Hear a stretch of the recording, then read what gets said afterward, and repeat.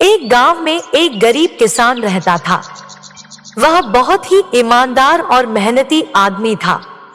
वह अपने छोटे से खेत में काम करता और बहुत ही खुश रहता था। पूरे गांव में किसान की ईमानदारी के बहुत ही चर्चा थे। उसका एक दोस्त था जो उस गांव के राजा के यहाँ सिपाही का काम करता था।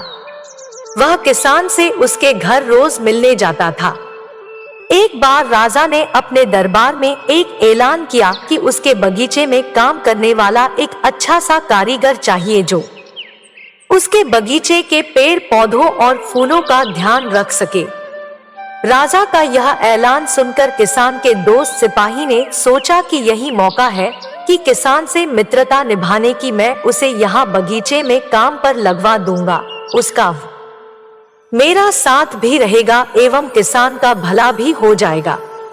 यह सोचकर उसने राजा से कहा कि महाराज, मैं आपके लिए एक ऐसे आदमी को लेकर आऊंगा जो यह काम अच्छे से कर लेगा।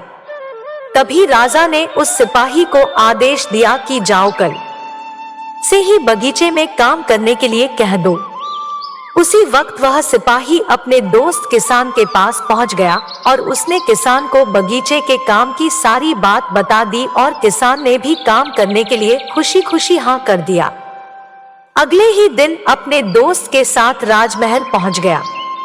सिपाही उसे राजा के सामने लेकर गया और राजा ने उस किसान को बगीचे की पूरी देखभाल का काम सौंप दिया। राजा ने कहा, तुम अगर पूरी ईमानदारी के साथ काम करोगे तो तुम्हें 50 सोने की मुद्राएं हर महीने दूंगा। किसान खुशी खुशी बगीचे में काम करने के लिए हाँ कर देता है और वह उसी वक्त बगीचे में काम करने लगा। किसान बगीचे में बहुत दिल लगाकर काम करता था। कुछ दिन बीत गए। किसान ने बगीचे को बहुत सुंदर व हरा भरा बना दिया। राजा को उसका काम बहुत पसंद आया। एक दिन किसान बगीचे में कुछ खुदाई कर रहा था तो उसने जमीन के नीचे कुछ महसूस किया। तो उसने खुदाई की तो देखा वहां नीचे एक बड़ी सी संदूक थी। किसान ने वह संदूक बाहर निकाला और खोला तो क्या देखा, वह सोने और चांदी से भरी हुई थी। यह देखकर किसान बहुत खुश हुआ और अपनी ईमानदारी दिखाते हुए राजा के पास पहुंचा। राजा किसान की ईमानदारी देखकर बहुत खुश हुआ और उसके साथ वहां गया जहां किसान ने खजाना निकाला था। राजा ने देखा तो कहा, यह खजाना तो हमारे पुरखों का है। हम कई वर्षों से इसे खोज रहे थे। खजाना देख राजा बहुत ही खुश हो जाता है। राजा अगले दिन किसान को पूछता है, तुम्हें क्या इनाम चाहिए?